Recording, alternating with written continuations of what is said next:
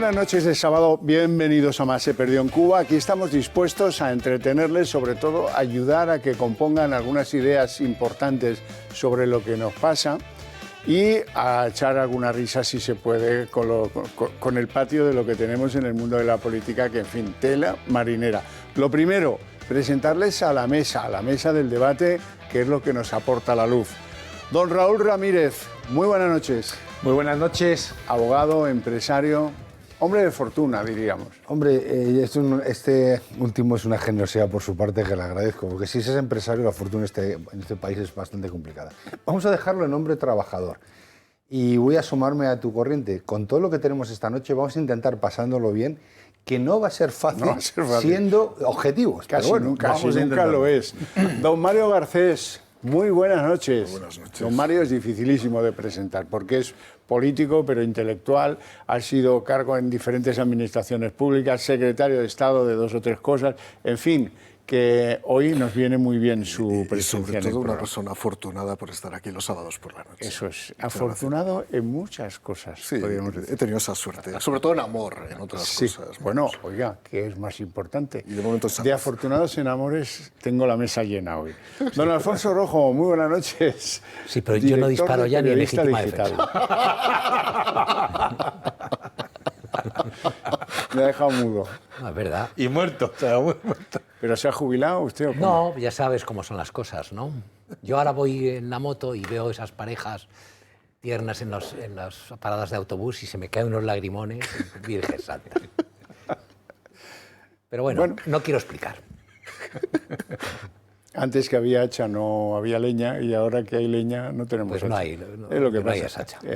Eso es un dicho manchego a los que desde aquí mando un saludo a los amigos que nos ven desde Méntrida porque, bueno, no sé cómo, con el poco arbolado que hay en Méntrida se puede armar la que se armó allí, ¿no? Y bueno, aún siguen las labores de apagado, pues creo que ya han acabado, pero aún están en situación de prevengan, por si la cosa...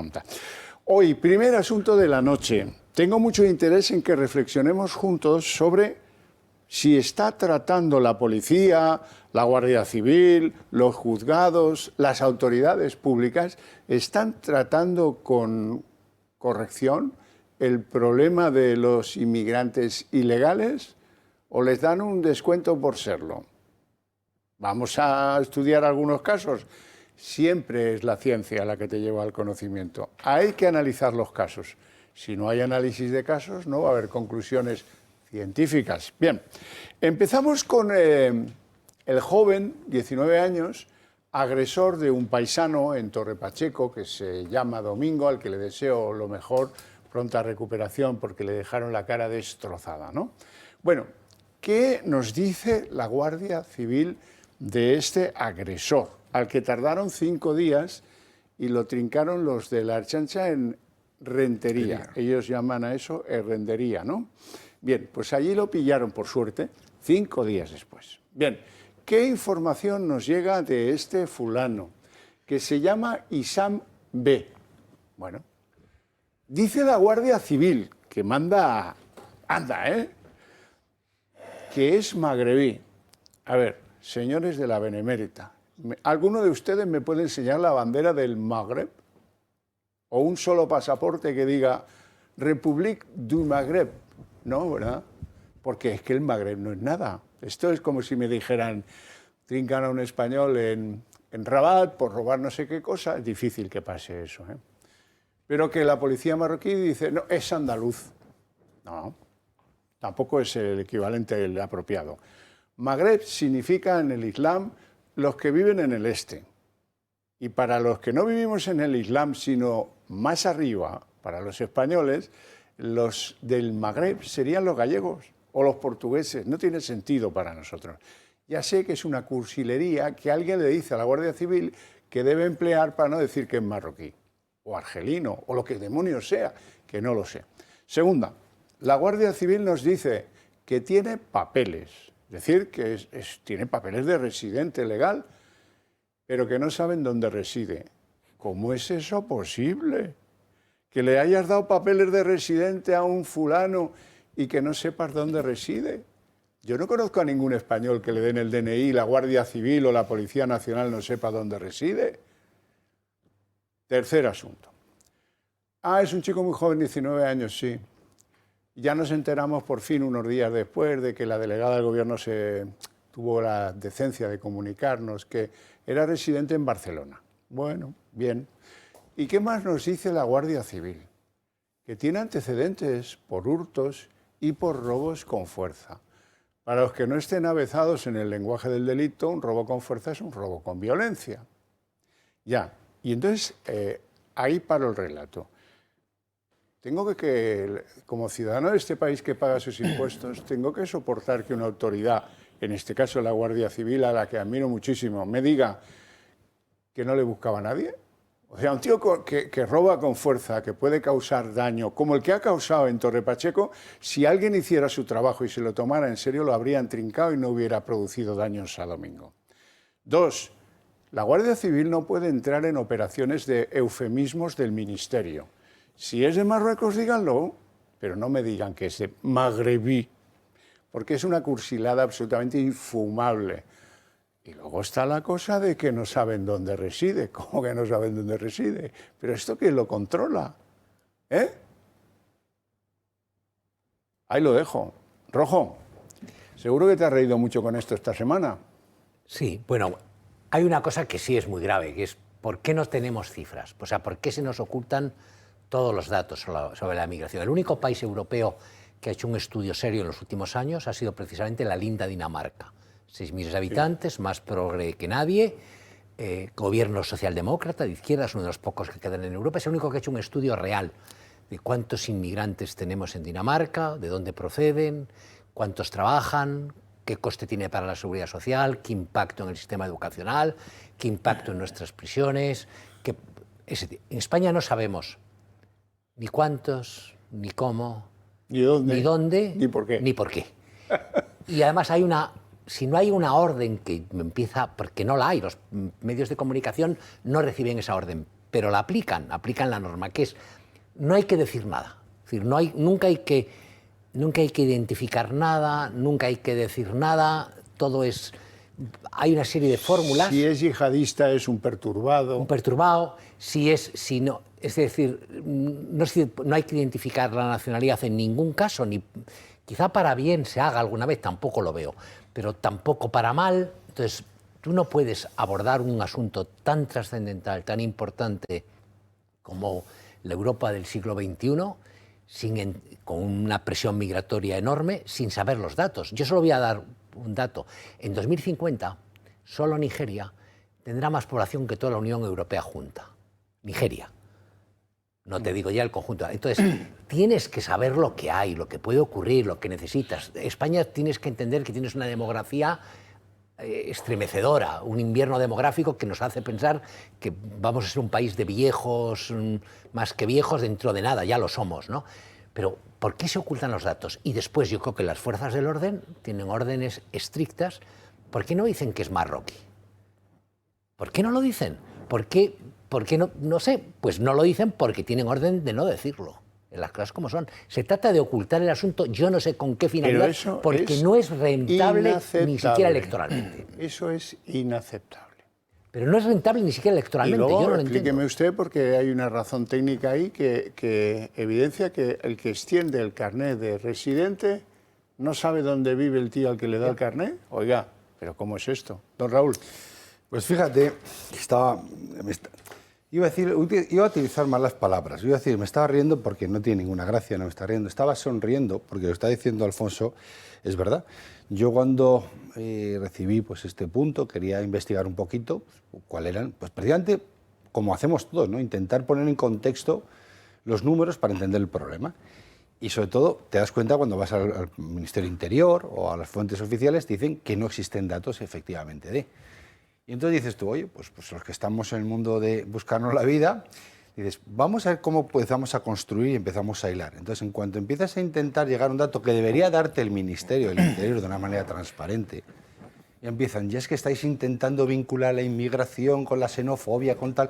Mira, vaya usted a ese sitio, es lo que te sale del alma decirle, porque encima que usted tendría que darme ese dato a mí, en justa transparencia, me tengo que romper yo la cabeza para llegar a la conclusión. y se puede vincular ciertos datos para intentar llegar a un dato que deberían darnos. Fíjate, antes yo he consultado 3 elementos al azar por intentar cuál ha sido la evolución del índice de criminalidad en España desde el 19 a la ahora. He cruzado con otro dato que podemos obtener, que es cuál es el volumen que tiene de delitos cometidos por extranjeros en situación irregular en España desde el año 22 a la fecha, y cuál es el volumen de procesos de inmigrantes en situación irregular que tenemos en España. Estos datos en diferentes ministerios los podemos obtener. Y oh sorpresa, el primero, el índice de criminalidad en España, en este segmento, ha subido un 7%, cuando la población media, metiendo a todo el mundo, sube un 4%. Bueno, aisladamente no parece nada, podemos justificar lo que queramos. Vamos a empezar a intentar desdibujarlo. En España, en 2019, tenemos entre 390 y 470.000 inmigrantes en procesos irregulares de residencia. Cuando se dice esto, probablemente fueran más del doble. Pero ya hay un dato. En el año 24, con la política de nuestro presidente, hay 700.000. En 3 años hemos multiplicado por 2. Y ahora decimos, oye, ¿cuántas denuncias se han tramitado, por ejemplo, en procesos de residencia irregular? En el año 2022, 31.000. En el año 24, 64.000. El duplo. Y ahora unimos los 3 datos. La tasa de delincuencia sube, las denuncias suben proporcionalmente al duplo y la aprobación en situación irregular multiplica el duplo. Estos datos los tiene la policía, el Ministerio de Interior, el Ministerio de Asuntos Exteriores. Pues claro que son de dominio público si se quiere compartir. ¿Por qué no se quiere compartir? Pues no se quiere compartir lamentablemente porque volvemos a jugar con las personas como un elemento político de cambio. ¿Económicamente tiene algún sentido? No. Socialmente causa un daño tremendo, porque no es cuestión, aquí nadie va a decir pues todos al agua, ni estas burradas que dicen estos de izquierdas que tienen menos cerebro que dientes. Lo que estamos diciendo es cómo planteamos un problema, dimensionemos el problema y ahora ver cómo lo afrontamos de diferentes áreas, no solamente por un lado. Y llegamos a la última, hablamos de este señor, pero es que resulta que ahora nos quieren vender la violencia de estos perfiles que vienen a no integrarse, que vienen sin trabajo, sin oficios y beneficio, a vivir de la subvención española, porque es así y porque así lo dicen. En Canarias, ¿qué ha pasado en Canarias? Ahora iremos a Canarias. Pues lo mismo que está pasando aquí. Por tanto, ¿el por qué no se lo dice? Pues es evidente. Alguno piensa que esto le da un rédito político en términos de votos, es condescendiente con esto. Error. Algunos tienen ese complejo de que no sean con el dedo en la derecha y que digan, eres un racista. Error, porque al final tú lo que tienes que procurar es tener una sociedad de bienestar y no es enfrentarte a este problema, es entender el problema y buscarle un cauce y una solución. Si no conoces la dimensión del problema o no lo quieres conocer, es imposible que le des una solución práctica. Y luego el saco de mentiras, porque hablamos de Torre Pacheco y luego hablaremos de Canarias, pero en Torre Pacheco tiene el mismo índice de denuncias de delitos que el resto de España, porque la gente ni lo denuncia. Porque la gente ni lo denuncia, a ver si nos enteramos ya. Solamente tiene un 30 y pico % de población de inmigrantes, Torre Pacheco. Tururú, tururú. ¿Eso cómo lo sabéis? Porque hay un censo, en el censo municipal. Me empiezo a reír ahora y puedo estar una semana riéndome. Hombre, ya vale, ¿no? Que en Torre Pacheco ha habido en los últimos 3 años varias operaciones yihadistas, por poner un ejemplo. Raro, ¿no? ¿Será que la cosa lo da o no? Bueno, don Mario García. Yo me voy a situar en un momento previo, porque creo que este es un problema que más allá de vincularlo a la delincuencia, es un problema de esencia política y de definición de Estado-nación. Y creo que durante 45 años en España se ha hecho una dejación intelectual y ética de lo que tenía que ser nuestro país. En el año 75, cuando Franco muere y era una pura autocracia, en España había 175.000 extranjeros viviendo en España. 45 o 50 años después, hay 9 millones de extranjeros viviendo en España. El mayor cambio demográfico de la historia de la civilización española. El mayor cambio demográfico. Si quitamos lo que es la expansión territorial de España en el resto del mundo, el mayor cambio que ha sufrido la península ibérica. Yo entiendo que los partidos políticos tienen que reaccionar ante un cambio de esa naturaleza. Aceptar si nos mantenemos como Estado-nación, si queremos defender las identidades, los atributos y los principios liberales, incluso los cristianos, en algún caso, los que defienden el bien común cristiano, pero hasta ahora no se ha hecho esa reflexión. Se ha asumido como una especie de necesidad o como una especie de oportunidad el hecho de que lleguen emigrantes a nuestro país de manera, y lo voy a decir, indiscriminada. En el año 75 había menos de 1000 marroquíes viviendo en España. Hoy hay más de 1 millón de marroquíes viviendo en España. Ese es el dato. Me dirán, no es la vecindad, también había vecindad entonces. En España, entonces, los emigrantes que tenían mayor peso relativo eran los alemanes, los ingleses, los portugueses y los franceses. Y algunos norteamericanos, por razón de la base y por algunos criterios más. Que evidentemente necesitamos atraer determinada población extranjera para cubrir necesidades, sí, pero tenemos que hacer un análisis de para qué y sobre todo quién. Yo he estado unos días en Cracovia. En Cracovia he visto más velos integrales que hábitos de monjas ya. Hablo de Cracovia y no es una exageración. Pásate por Barcelona. Yo he visto burkas en Barcelona, Claro. burkas. Pero es que en el barrio de Salamanca de Madrid estoy viendo velos integrales entrando en las tiendas de lujo, de Loewe y de todos los lados. Y estoy harto de ver velos integrales. Y lo digo claro. Y además que Europa haya prohibido el velo por razones de seguridad demuestra que Europa no es nada ya. Cuando una mujer lleva un velo integral no es por voluntad propia, por mucho que les impongan decir que lo digan. Y lo hablo como secretario de Estado de Servicios Sociales que lo fui. Es por una imposición coránica. La Biblia también exigía que las mujeres tuvieran cubierta la cabeza como sometimiento a los hombres, pero el catolicismo evolucionó. Yo ver mujeres con velo integral o burka en Barcelona, cuando ya no puede haber pájaros atrapados que se vendan en la Rambla, pero puede haber mujeres con burka, es un signo absolutamente de reversión, de inversión. Y nadie hace absolutamente nada por miedo, por eso que se ha llamado interculturalismo. No es verdad. El otro día Santi Abascal hacía una reflexión que yo comparto hasta un punto, porque me parece correcta prácticamente en todo. Dice, a los menores con sus padres, claro. España no tiene que cubrir las necesidades de tutela de los menores. Si un menor ha cogido y se ha venido de África aquí, que se le devuelva a su país. Yo no tengo por qué estar cubriendo las necesidades de, vamos a decir, de autoridad paternal que tiene que tener la familia. Evidentemente, el irregular, gran eufemismo también, hablamos de eufemismos, un irregular es un ilegal. Que ha cometido un delito. Pero incluso el que no ha cometido un delito no tiene que estar aquí. Porque cuando una persona entra en España irregularmente, es un ilegal. Y a ver si vamos diciendo las cosas claras, como lo ha hecho Suecia, como hace Dinamarca, efectivamente estuve en Dinamarca también estos días, y en Dinamarca no se rompen las vestiduras la izquierda danesa, ¿eh? La izquierda danesa es tan contundente en estos temas como podría ser Vox en España. Para que le quede claro también a la izquierda y también al Partido Popular, por cierto. Para que vayan haciendo un repaso de lo que pasa en Europa. Acabo. Dice, no, y los reincidentes también, por supuesto. Y añade algo más, que yo ahí es donde discrepo, perdonadme que discrepe como liberal. Dice, no, porque además no es nuestra religión. Yo, desde una perspectiva liberal, yo puedo entender, está viendo mucha gente que son católicos y que evidentemente les repele las prácticas de otras religiones, que además son religiones que son antigualitaristas e iliberales. Pero yo hablo como liberal. Me repugna ver mujeres con burka y con velos integrales en este país. E insisto, no habría que prohibirlos por seguridad, sino por defender la libertad de esas mujeres. Por defender la mujer de las iraníes, por defender la libertad de las mujeres de otros países, de Afganistán, de los demás. No me vale solamente poner un tuit de vez en cuando para defender la libertad de las mujeres árabes. Ya vale, ya vale. Segunda fogata de trolas en una semana. Canarias. Esto es lo que nos cuentan, que da que pensar, ¿eh? Del agresor, del que quemó a una muchachita canaria que vivía en un centro de acogida y que con él estaba ocupando una casa de forma ilegal. Vamos a verlo.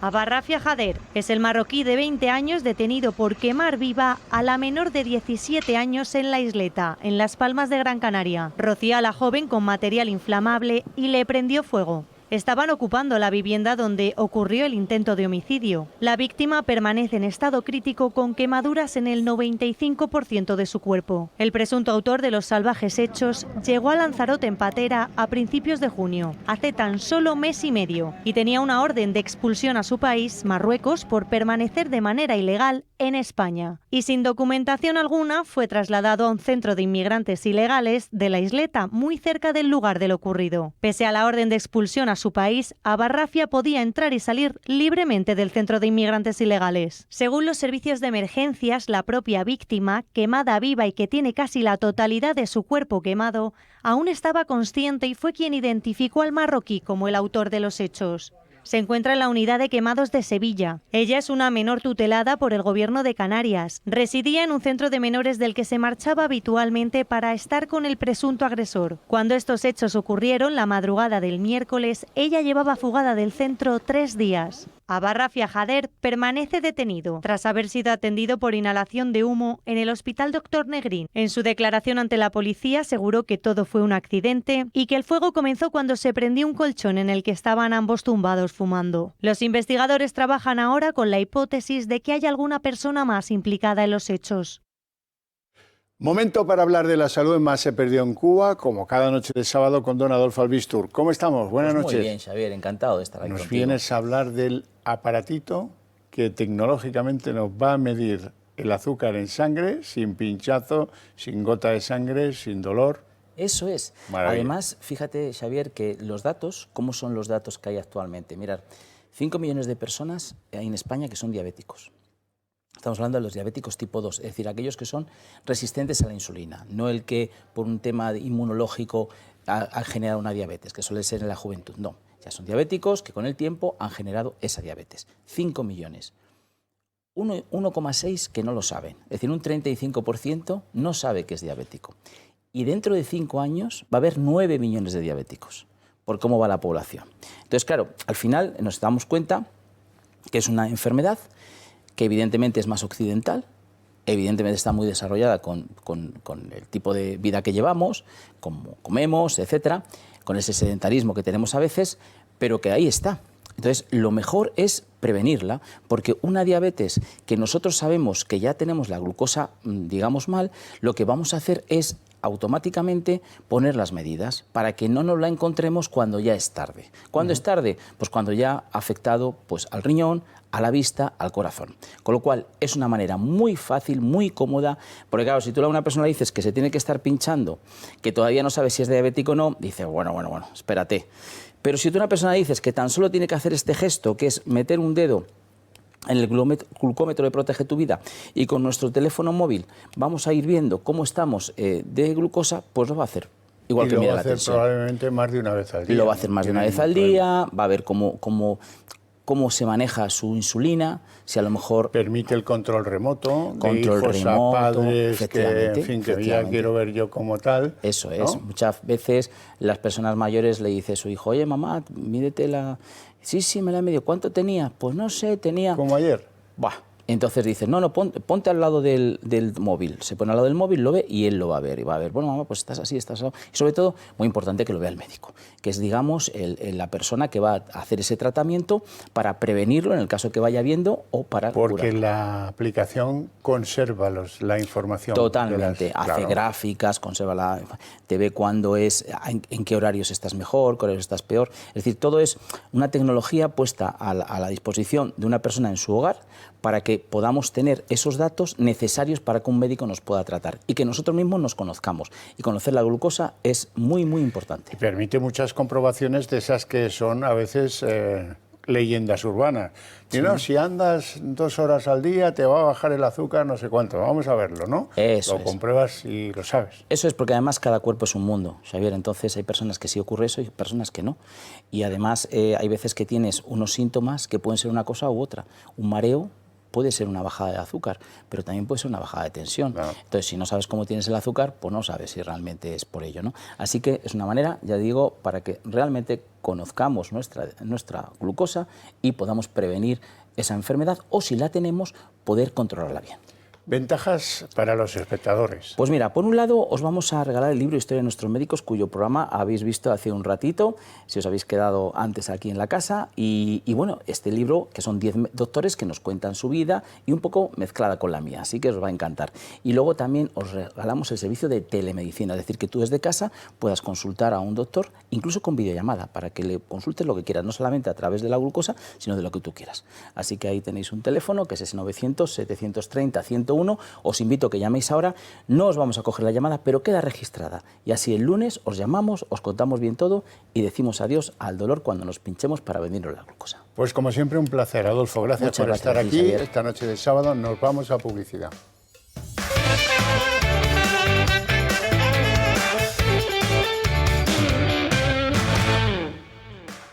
Doy la la bienvenida a don José María Sánchez, que ya se encuentra aquí con nosotros, doctor en Derecho, juez en excedencia, diputado de Vox en el Congreso. Buenas noches. Buenas noches. Estábamos hablando, como verá, de por qué hay este desconcierto ambiental de nuestras autoridades para cuando refieren la historia de un ilegal. ¿Cómo es posible que haya un ilegal o legal, me da igual, que haya cometido delitos de fuerza y no esté en busca y captura? ¿Qué forma parte de esto del canario que hemos visto antes de la pausa de publicidad? Un emigrante marroquí que llega a Lanzarote, que nadie sabe cómo, pero de Lanzarote aparece en Las Palmas, que parece que de Las Palmas estaba tratando de llegar a la península y que, bueno, pues coge a su novia, la rocía con algo combustible y la quema, 95%. Está en Sevilla en la unidad de quemados. Ojalá se recupere. Chica que tampoco parece que traiga el mejor expediente de Las Palmas, ¿no? O sea, que sale de un centro de acogida de menores, donde hacía 3 días que no la veían, nadie se preocupa por ella, ella se relaciona con este marroquí, el marroquí la quema, según le dice ella, a la gente que la socorre en el primer momento. Bueno, y el marroquí este que, insisto, bueno, tenía una orden para ser deportado a su país, que por supuesto nadie cumplió. Volvemos a lo de Torre Pacheco. Si se cumpliera lo que dicen los juzgados respecto de algunos inmigrantes ilegales, aquellos que han cometido delitos por lo menos contra las personas, pues nos estaríamos ahorrando la mitad de todas estas miserias que tengo yo que salir a contarles a ustedes los sábados. Lo que pasa es que como a veces por órdenes no lo identifiques, aunque aquí en el pasaporte diga Maroc, tú di que es magrebí. Pero ¿a dónde ha llegado el despropósito de las autoridades españolas? Bueno, le dan papeles a un tío, pero no sabe dónde reside. ¿Esto cómo es? Ah, usted se va fuera del país por algo, sería, porque es ilegal, pero tal. Bueno, todo eso parece que ha hecho incluso cambiar o salir de determinados complejos a Feijóo. Fíjense, es muy importante que escuchen atentamente la última palabra del corte que les ofrezco, porque verán que no es algo que lleve en el alma y que le salga sin papeles y que lo pueda improvisar, sino que es algo como que le han pasado en un argumentario de última hora porque va y se equivoca en la palabra clave. Presten atención. Tenemos muy claro que aquí se viene a trabajar y a insertarse en la población española, y los que no se insertan en la población española y no vienen a trabajar, no les podemos admitir. Y tenemos muy claro otra cosa: un inmigrante irregular que delinque en España tiene que ser reportado de forma inmediata. Sí, él quería decir, entiendo yo, deportado, pero le sale reportado. Hombre, un lapsus lo puede tener cualquiera, yo lo tengo a montón, pero un líder político está cambiando 180 grados su visión de un problema. Yo me alegro que haya entendido que cuando un emigrante delinque tiene que ser deportado. Pero vamos a ver si la semana que viene me doy un gustazo y les pongo otro corte, como decimos nosotros, de Alberto Núñez Feijóo, en el que entienda que cuando un inmigrante ilegal está en España ya ha cometido un delito. ¿O qué? ¿Cómo lo hacemos esto, Alberto? Si está aquí sin derecho a estar aquí, está violentando las leyes de este territorio, que aunque no se lo crean, existen y son bastante antiguas y bastante fáciles, por cierto, Este es un país abierto que recibe millones de turistas al año. No somos muy exquisitos en eso de cerrar y abrir la puerta. Hay mafiosos en todas las grandes urbanizaciones del Levante y del sur y del norte. Se nos han colado, se nos cuelan muchos, y yo lo entiendo. Es difícil controlar el paso de la gente que entra aquí, que está aquí, que no se sabe qué. Pero, hombre, que no nos tomen por imbéciles, que al final nos analizarán el problema de Torre Pacheco y saldrá un sociólogo de estos de colega de Tezanos y nos dirá, no, pero es que, claro, ahí hay jóvenes marroquíes de segunda generación que trapichean con droga. ¡Anda! Y nosotros diremos como el de Casablanca, anda, pero aquí hay hachís. Sí, ya lo creo que hay hachís. Eso explica muchas cosas de las que no quiere nadie hablar. Bueno, don José María, como ha llegado usted el último, le invito a ser el primero. Gracias. Sabido es que Freud considera que no hay lapsus lingüe gratuito, sino que todo lapsus es significativo. De modo que si aplicamos esta máxima científica, pseudocientífica, en fin, pues este error padecido por Feijóo tiene un significado. Y es que a lo mejor en su conciencia más profunda le repugna el término deportado. Podía haber dicho transportado, reportado, transportado, y no se me ocurre nada más, pero dijo reportado. Bien, yo creo que en esta cuestión de la inmigración, que esta última semana ha sido muy debatida, y ahora diré por qué, creo que hay 3 problemas de fondo, o 2 problemas y una explicación final de fondo. Digo que ha sido muy debatida porque ha habido varios hechos. El primero es que se ha atacado violentamente a Vox con motivo de una intervención de la responsable del partido en esta materia, que es Rocío de Mer, y se ha querido decir que Vox postula expulsar de España a 8 millones de personas de esta condición, es decir, inmigrantes ilegales o legales e ilegales. Bueno, digo que esto es una tergiversación porque esto no es así, pero claro, no en este caso los políticos solo, ¿sabéis? También los periodistas, los que viven de quienes gobiernan, pues han aprovechado para arremeter y alterar, en este caso, el significado propio de las palabras pronunciadas, ¿no? Esto no es lo que ha dicho Vox, ni lo que ha dicho Rocío Mer, ni lo que Vox ha sostenido y sigue sosteniendo. Esto no es así, ¿no?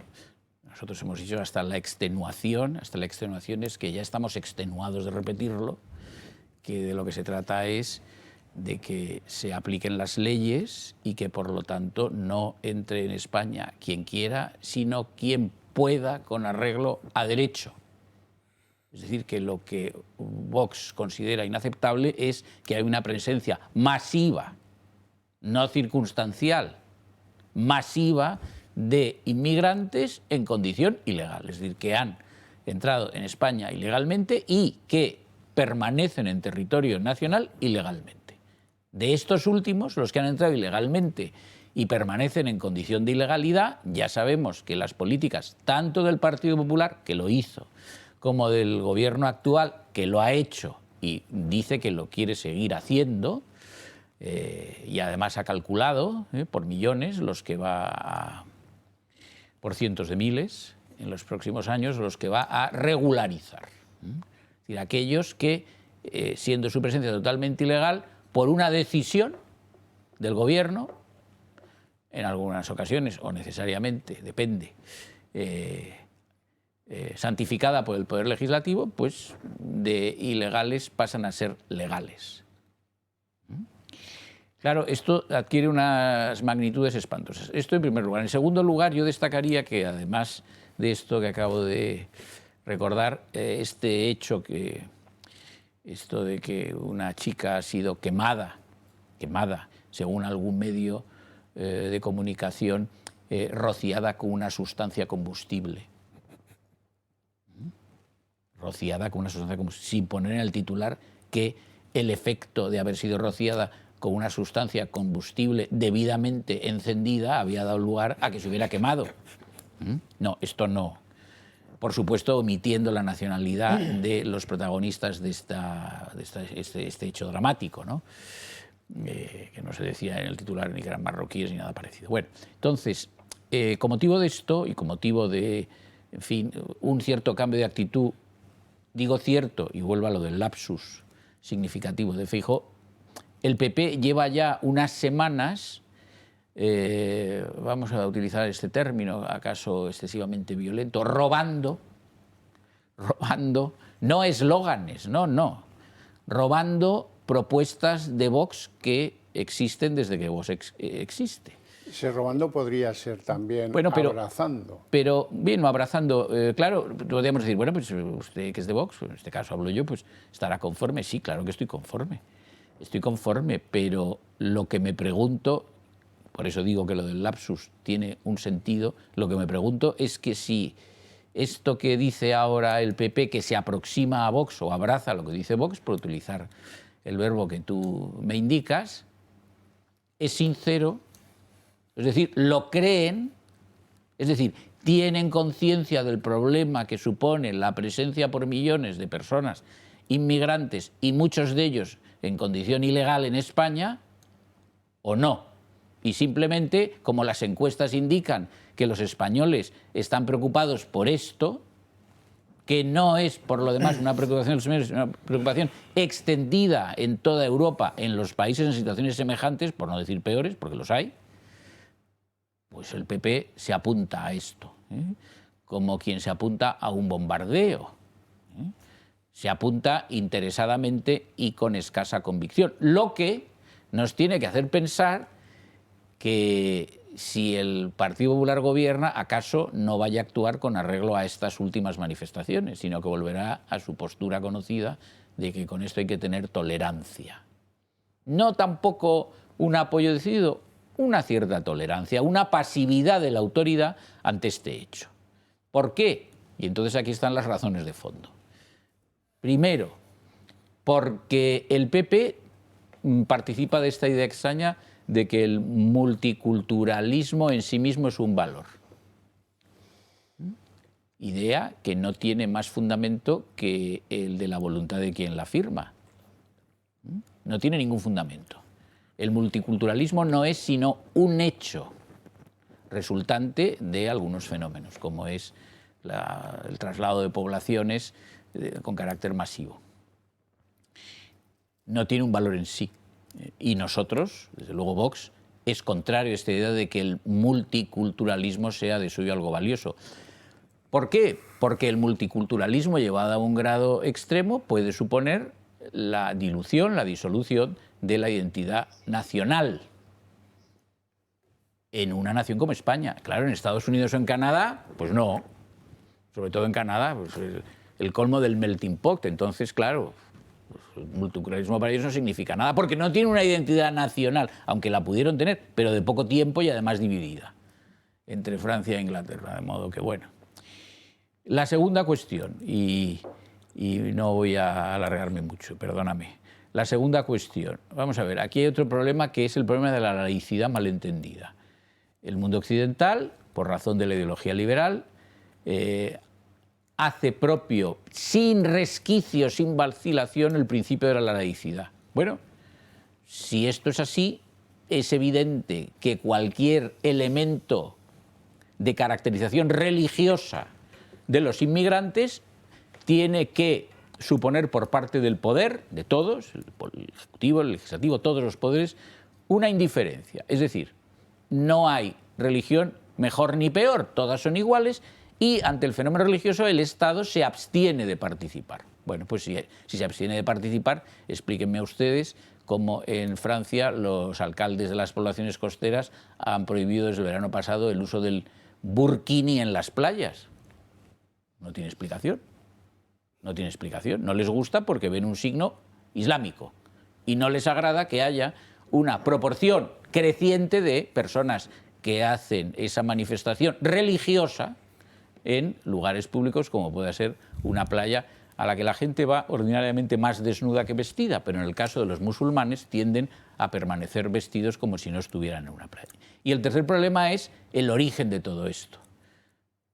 En España este problema no existe, es decir, en España todo es, aún si quieren los espectadores verlo así, yo lo considero así, todo esto carece de esta causa que en otros países puede explicar un fenómeno de presencia masiva de personas que no son nacidas en el territorio, vamos a decir, de la metrópoli de los antiguos imperios. ¿Por qué? Pues por la razón elemental de la que la descolonización principal española es del siglo XIX.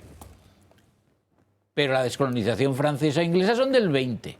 Y entonces ingleses y franceses, con un comportamiento, vamos a decir, de protección de quienes un día fueron súbditos del imperio, acogieron millones de personas en su territorio. Pero España no tenía esta necesidad.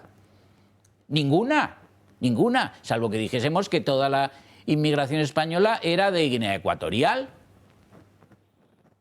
o marroquí. ¿Marroquí en qué proporción? ¿Qué representaba la zona del protectorado español en Marruecos respecto al protectorado francés hasta el año 56? Pues poquísimo. Alfonso. A propósito de lo que hablábamos antes, tú has dado la noticia, ¿la puedes repetir? ¿Qué fue lo que ocurrió en Canarias? ¿Qué fue lo que ocurrió? No, dime la noticia. ¿Cuál es la noticia? ¿Qué fue lo que pasó en las Canarias? Porque yo te voy a leer una cosa. No, lo que pasó en las Canarias es que hay un marroquí de 22 años, si no recuerdo mal, que está con una chica menor en una casa ocupada y allí en un colchón resulta que la rocía con algo, según dice ella, y la quema. Bien. Y ella, cuando la rescatan, dice, ha sido él el que me ha quemado. Titular de Televisión Española. Os lo voy a leer porque... Vamos. No, te lo voy a leer el titular. El titular dice, me tengo que poner las gafas porque si no leo nada, una menor sufre quemaduras muy graves tras ser agredida con material combustible en Canarias. Textual. O sea, los hechos son que un paisano que ha entrado de forma ilegal, que tiene unos 20 años, que tenía delitos por robo y agresión, quema viva a una chavala.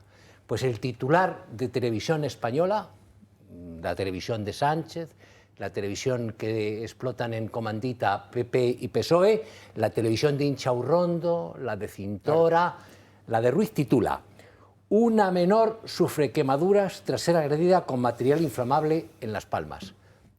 Mayás, de verdad. Sí, mayás. pero yo no espero nada de Televisión Española. En cambio, sí espero de la Guardia Civil, en cambio, sí espero de la policía, española. Que no me cuenten trolas, solo les pido eso, sean coherentes. O si no, la sociedad española se despegará de antiguas querencias que tenemos con ustedes, porque han sido nuestro referente en la construcción de una sociedad. Sobre la base de que a mí no me engañan. Yo cuando la Guardia Civil dice que ha robado un banco un tío que es catalán, me lo creo.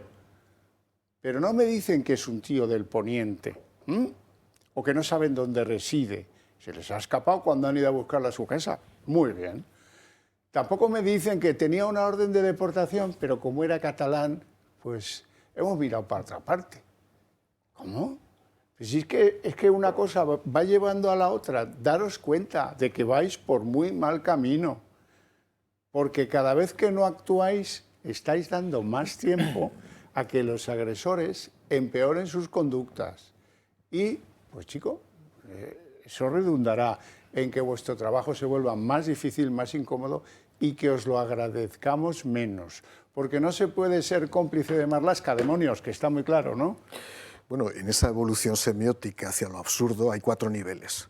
No poner el sujeto de la frase y decir una mujer ha sido quemada, como si fuera una cosa irreflexiva con pronombre casi sé. 2, poner magrebí, o mejor dicho una persona o un varón mayor de edad, poner magrebí o poner marroquí. Esos son los 4 niveles. Yo he visto que algún diario exuperancio ya ha pasado del nivel, es curioso, porque empieza ya a ser representativo, de persona a magrebí. Cuidado, eso ya es importante, ya da un salto. Bueno, ya poco a poco ya la exuperancia periodística ya va evolucionando un poquito, ¿no? Pero quiero hacer una reflexión, porque todo esto tiene un trasfondo que hay que analizar. ¿Por qué crece la afección a Vox del voto juvenil? ¿Por qué? Y lo he preguntado a muchos jóvenes. Son las porque primeras lo están viendo. Víctimas porque de lo están los viendo. inmigrantes ilegales. Porque lo están viendo. Porque lo están viendo. Y por lo tanto no cabe mentir. Y yo conozco ya a muchos porque les pregunto, ¿por qué queréis votar a Vox? Y dice, porque tengo miedo. Porque estoy viendo por las noches lo que pasa a la salida de las discotecas. Porque nos callamos agresiones. Y entonces, ¿qué hace la izquierda? No, esto lo alimenta. Por cierto, si Televisión Española tuviera que poner un título a que alguien de Vox o yo qué sé, o un periodista más o menos afín ha ido a Torre Pacheco, sería un ultraderechista, eso sí que tiene sujeto activo. La frase tiene sujeto activo. No, esto no hay problema. O sea, está claro que es un curso de periodismo avanzado, ¿no? Pero es que los jóvenes son las primeras víctimas de lo que está ocurriendo. Por eso, más allá de que el voto pueda ser emocional, más allá de que a lo mejor no es tan racional, desde luego sí que hay una aprehensión directa de la realidad que les lleva a percibir la realidad de una manera muy diferente a cómo se percibe a determinadas edades donde el voto está muy estructurado, se mueve ya por rutinas más o menos convencionales, y eso nos tiene que hacer, desde luego, abrir una reflexión. Por cierto, estamos en la semana en la que el Reino Unido ha bajado la edad del voto a los 16 años. ¿Os acordáis cuando la izquierda en este país quería bajar la edad de voto a los 16 años? Se ha acabado ya esa propuesta. ¿Por qué? Porque si bajara el voto a los 16 años, probablemente el porcentaje de voto de Vox subiría 1 o 2 puntos directamente. Por lo tanto, a ver si este tipo de reflexiones las planteamos de una manera serena, pero insisto, no es un tema menor. Si los jóvenes tienen esa tendencia, es que son las primeras víctimas y los primeros testigos de lo que está pasando, y no lo hacen a través de ningún filtro. Lo hacen por experiencia directa, día, noche, vacaciones y no vacaciones. Obviamente. Raúl. Bueno, sin afán de extenderme en muchas conjeturas, como decía mi compañero, sobre lo que hará o no dejará de hacer el PP o las interpretaciones de los lapsos mentales de Feijóo, yo quiero dar un enfoque, bueno, digamos, un poquito diferente al tema, ¿no? menos partidista, que sería, fíjate, habéis hecho una escalada de cómo ha ido cambiando, cómo se ha ido la realidad endulzando, prostituyendo, que está muy de moda esta palabra ahora en el Partido Socialista, la realidad, ¿no? Pero es que hay otro medio también muy afín al gobierno, por no decir que muy vinculado, que ni siquiera lo ha enfocado con lo que es. Ha llegado a hablar de un delito de violencia de género. O sea, hemos llegado a intentar canalizar este problema de una inmigración ilegal con alguien que ya está de manera irregular en España, por tanto ilegal, y comete un acto delictivo, a traducirlo a una violencia de género. O sea, ya fíjate tú lo que es retorcer el argumento. Pero yo creo que además tenemos que pensar en otro punto, ¿no? Y las instituciones, oye, tú lo has comentado, Xavier de Rondón. Esta mujer estaba bajo la protección de tutela de la institución de menores, ¿no? ¿Os acordáis? No quiero poner el dedo en la llaga más esta noche de mucha gente, pero es que el Partido Socialista también con esta institución tiene sus más y sus menos. ¿Qué ha pasado en Valencia? ¿Qué ha pasado en Baleares con esta institución? ¿Esta institución en qué consiste? ¿En protegerlas o en algún caso presuntamente prostituirlas? Y perdonad que utilice esta palabra, pero es que es así. Entonces, aquí no solamente nos estamos cuestionando sobre la islamofobia de los españoles, que para mí, honestamente, yo no la comparto, ni muchas cosas que se han dicho aquí, ni existen, pero lo que sí estamos todos de acuerdo es que la inmigración irregular es un problema, que tenemos que afrontarlo y podremos entendernos diferentes cauces y vías. Estoy de acuerdo con que no se puede coger la manga por el total, o sea, pensar que alguien aquí quiere echar 8 millones, pues es no pensar, básicamente. Es una imprudencia, una estupidez de mayor calado. Pero dicho todo esto, lo que tenemos que entender es no solamente cómo los jóvenes, y no tan jóvenes, porque os recuerdo que los jóvenes ven la violencia, pero también lo están sufriendo la gente, pues más los delitos de robo con intimidación, o los robos o los tironeos, lo están sufriendo principalmente la gente mayor, que son quien menos se puede defender, ¿vale? Con lo cual esto, bueno, pues ese argumento también tiene otros focos, también deberían irse otros partidos en esa tónica, la gente más edad, que yo no digo que no lo hagan ni lo dejen de hacer, no voy a entrar esto en generar un foro partidista, sino que realmente el problema lo tenemos toda la sociedad española y lo tenemos la sociedad europea. Y hay un dato que es importante. En el año 2024, 2023, para ser exactos, España pasó del segundo al primer posición en recepción de inmigrantes ilegales. Antiguamente era Alemania y ahora ya lo es España. Por lo cual tenemos que plantearnos qué ha pasado con el gobierno a la hora de proteger nuestras fronteras, qué inversión hemos hecho en proteger y regular la inmigración ilegal, por qué nuestro presidente y nuestro gobierno mantiene una política, no, iba a decir errática, quizá no sea la palabra, ambigua en ese sentido. Porque ahora lo tenemos negociando la regulación en origen del tráfico ilegal, pero parece ser que esto va muy unido al tráfico. ¿Sabéis cuánto se ha incrementado el tráfico de drogas en España en la zona del Estrecho, siendo concreto, en los últimos 4 años? Un 8%. Pues parece que algo tendrá que ver este tipo de inmigración que tiene que venir a buscarse ilegalmente la vida y que nosotros estamos aceptando esa ilegalidad como parte de nuestra forma de vida. Yo creo que a la sociedad efectivamente hay que darle un shake, hay que darle un meneo, tenemos que reaccionar porque esto se nos está yendo de las manos. Lo vemos en cuestiones muy anecdóticas, que no son tan anecdóticas. Pasear por Barcelona ahora mismo es, bueno, jugarse la vida. El centro de Barcelona es una zona de riesgo. Hay barrios que ya no son barrios españoles, sino que son barrios musulmanes no integrados, donde están haciéndose guetos, como pasó en París. Tenemos un gran ejemplo en Francia de lo que se nos está viniendo encima. Por tanto, yo creo que tenemos que reaccionar de una manera mucho más lógica. Ahora, el problema está en que podemos pelearnos unos y otros y tú más y quién la tiene más larga. Pero desde luego hay una cosa muy clara. La pelea no está entre nosotros, sino está con un señor que está propiciando, fomentando, y algún día sabremos las razones por las cuales nuestra política exterior ha sido tan errática. Mario Garcés. Yo por atar un cabo vinculado a la violencia de género. En España hay un 20% de población que es extranjera. Pues bien, según datos del Ministerio de Igualdad, más del 40% de los casos de violencia de género son provocados por extranjeros. Por lo tanto, ahí tenemos la desproporción. Bueno, nos vamos a ir a publicidad, apenas 2 minutos. Enseguida estamos de vuelta.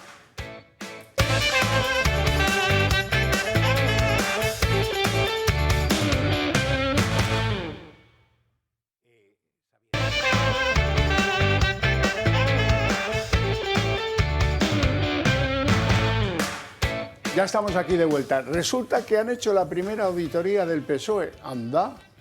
¿Quién la ha hecho? Bueno, una compañía, digamos que por mí, la verdad, poco conocida, pero a lo mejor es buenísima, no digo yo que no, ¿eh?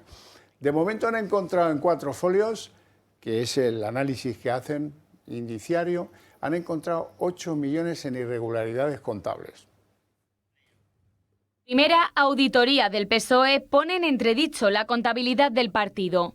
Los auditores de Covís han revelado en un informe de tan solo 4 páginas irregularidades contables que superan los 8 millones de euros y advierten que el partido no cumple con los criterios contables establecidos. Unas deficiencias que, según los auditores, persisten desde 2023. Este es el informe del primer análisis de las cuentas socialistas tras el estallido del caso Koldo y que de momento ha llevado al encarcelamiento de Santos Cerdán. Además, la auditoría cobra especial relevancia si tenemos en cuenta que cuando Cerdán se convirtió en el número 3 del partido en 2021, modificó el sistema interno de pagos del PSOE tras detectar presuntas irregularidades de su antecesor José Luis Ábalos. Llamativo es que el exgerente del partido durante aquella etapa fue cesado y posteriormente recolocado como presidente de Enusa, con un sueldo, por cierto, estratosférico. A estas irregularidades en el sistema de pago hay que sumar el testimonio de Carmen Pano, la empresaria cercana a Víctor de Aldama que aseguró haber llevado a Ferraz 90.000 euros en efectivo. Además, siguen en curso las investigaciones que la UCO está llevando a cabo sobre las constructoras vinculadas a Santos Cerdán. Acciona, LIC u Obras Públicas y Regadíos son algunas de las empresas salpicadas por el caso Koldo. Según la Guardia Civil, las 3 formaban una presunta trama de cobro de comisiones en la adjudicación de obras públicas. Algunas grabaciones que la UCO tiene en su poder demuestran que entre 2019 y 2023 Cerdán discutía con Ábalos y Koldo sobre cómo se iban a repartir el dinero de las mordidas. 620.000 euros y otros posibles 450.000 que aún se están investigando. Todo eso hay que añadirlo a que Sabiniano Gómez, el fallecido suegro de Pedro Sánchez, el dueño de las saunas gays y los prostíbulos, parece, ya está bastante claro, diferentes fuentes coinciden en que era el principal pagador de la lista de apoyos, crowdfunding, como quieran, de la campaña política de su yerno, de Pedrito el Joven a Pedrito el Grande ya encumbrado. Esa es la razón por la que el PSOE se ha negado, como gato panza arriba, Santos Cerdán, secretario de organización, se ha negado a facilitar esos datos al Tribunal de Cuentas. No me extraña nada, porque claro, si Sabiniano dejó todo el negocio en manos de sus parientes más lejanos para no manchar la reputación de su yerno, pues ahora no vamos a reconocer que ese era dinero pringoso, pringoso de un negocio chungo, vamos a decir. Raúl Ramírez. La verdad que cuando esto me transmite, no sé a vosotros pasa lo mismo, me está transmitiendo el tufo que cuando la alimaña muerde y hace daño. ¿Sabes? Que empiezas a agitar el dedo y eso cada tanto más lo agitas, peor lo estás poniendo, ¿no?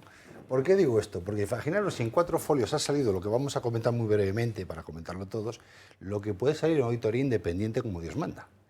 Lo primero que te están dando son de provisiones reconocidas por ellos improcedentes. 8 millones.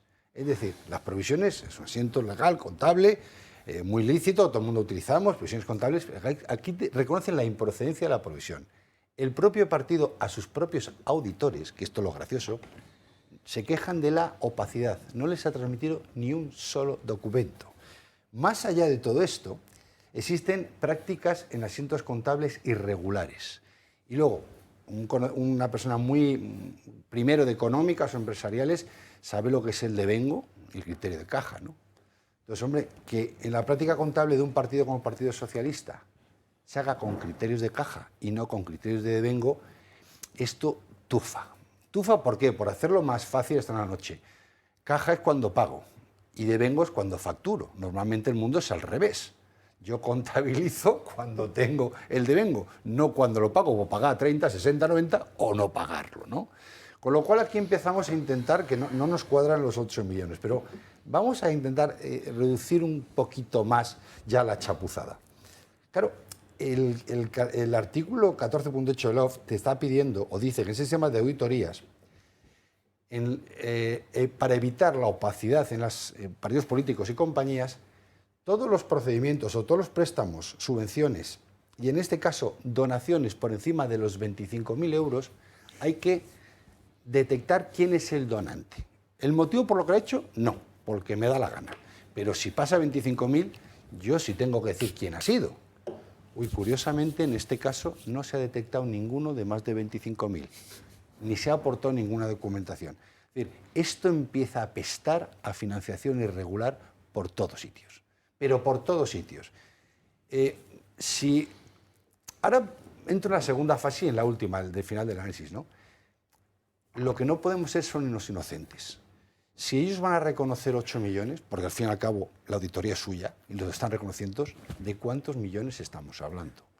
Y si tenemos 8 millones teóricamente reconocidos, lo que habrá que extiendo, lo normal, tanto Partido Popular como Vox, como otros partidos políticos, pues tendrán que pedir en el Congreso una auditoría independiente, porque hay un tufo claro a financiación irregular de un partido político, porque esto no cae del cielo. Por tanto, yo me imagino que este es el nudo que entre lo judicial y en este caso el legislativo intentaremos ir cerrando el circulito a algo que creo que sí será el talón de Aquiles, porque hasta ahora Sánchez se ha librado porque no se le podía imputar directamente nada a él. Todo era imputable a su hermano, a su profundo amor a su esposa, a la profunda desconfianza y dolor infernal que tiene porque le han traicionado todos los suyos, a que todo lo que lo rodeaba era malo y su pasado, por supuesto, él desconocía. Pero, amigo mío, esto no tiene justificación porque dispara totalmente con su talón de Aquiles contra su partido, lo tiene que autorizar él y probablemente esas donaciones, como tú bien has apuntado, vienen de fuego mucho más amigo. Con lo cual yo creo que no tenemos que despistarnos con otras cosas que hablemos, que aparezcan estos días, empezar a tirar de esta limaña que ha mordido, empezar a tirar de este dedo, porque de aquí probablemente salga el adelanto electoral. Alfonso Rojo.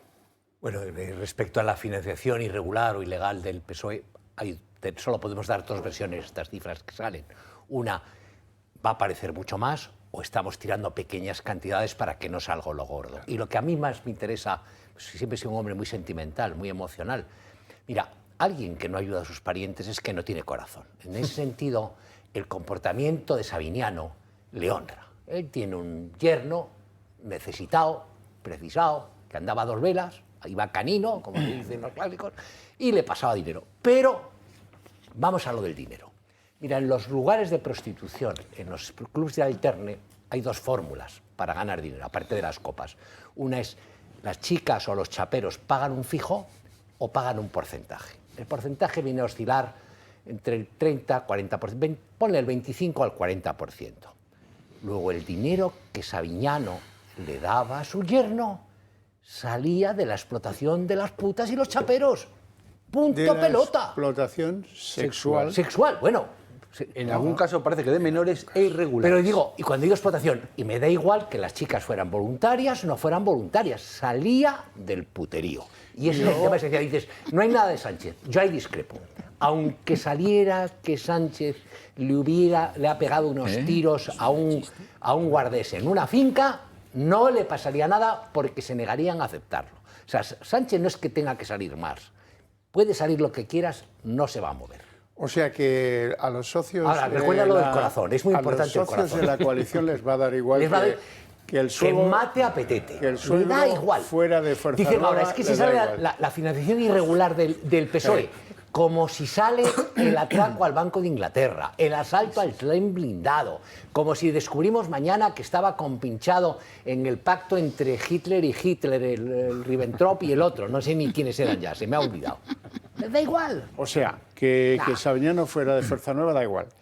Como si es... Y que Sabiñano se aviniera a grabar algunos que le pedía la policía, luego conocida como patriótica. Pero en las vete al saunas. dinero. Hay ¿De un dónde líder salía el dinero? socialista De las pilinguis. llamado J.B. que fue grabado a instancias policiales en las saunas. Eso también les va a dar igual. Pues vaya. Mira, hay algunas personas que nos ven, y yo mismo, que hemos llegado a ver Estudio 1, que eran los viernes o los sábados por la noche. Voy a hacer los 3 actos del teatro del Partido Socialista Obrero Español. El primer acto se abre el telón y aparece Sabiñano con su hija en un edificio alquilado por Muface, explotando una sauna donde además se consuman actividades sexuales. Begoña le dice a su padre, reconocido personaje vinculado a Fuerza Nueva, dice, papá, me estoy echando un novio y es socialista, tiene un problema. Dice, no te preocupes, hija mía, nosotros seguiremos haciendo negocio con esto y cuando él vaya creciendo políticamente, automáticamente abandonaremos el negocio y los pensamientos ya irán cambiándose. Se cierra el telón, se abre el telón, segundo acto. Vemos a Pedro Sánchez, Santos Cerdán, a Koldo y a Ábalos en un Peugeot. Uno era el portero del prostíbulo Rosalex de Pamplona. Hay una conexión directa de ese yerno que llega a la familia, de nuevo con la prostitución. El otro era Pantaleón y las colocadas, es decir, Pantaleón y las sobrinas. El que debía disfrutar contando sus aventuras sexuales en todo tipo de antros de mala muerte. Y Santos Cerdán era el hombre del hipódromo, por lo que hemos sabido en los últimos días. El cuarto hombre era Pedro Sánchez. Se cierra el telón. Se abre el telón, tercer acto. Begoña Gómez y Pedro Sánchez en la manifestación del 8M diciendo que hay que abolir la prostitución. Y además a la vez llevándose la pasta del padre para financiar la campaña que le ha llevado a ser secretario general del Partido Socialista y presidente de este país. Esto es el Partido Socialista Obrero Español. Yo te voy a regalar el título. Pedro debajo del almendro. Totalmente. Ahí lo tenemos. Ya lo tenemos medio hecho. Bueno, si tenéis buena memoria recordaréis, otra cosa es que cada uno hiciera su interpretación cuando lo dijo. Lo dijo 2 veces en 2 días alternos con público distinto. Dijo Sánchez, después de vacaciones, veremos quién es el más corrupto. Y se lo decía tanto al PP como a Vox.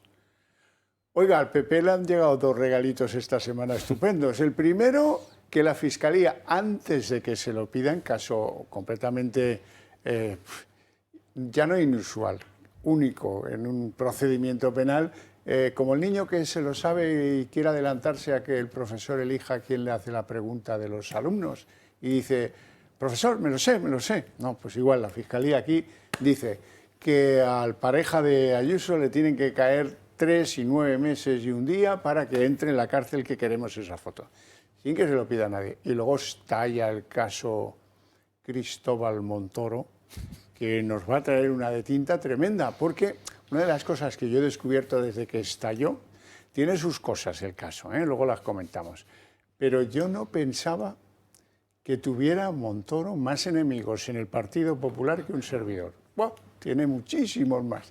Vamos a verlo.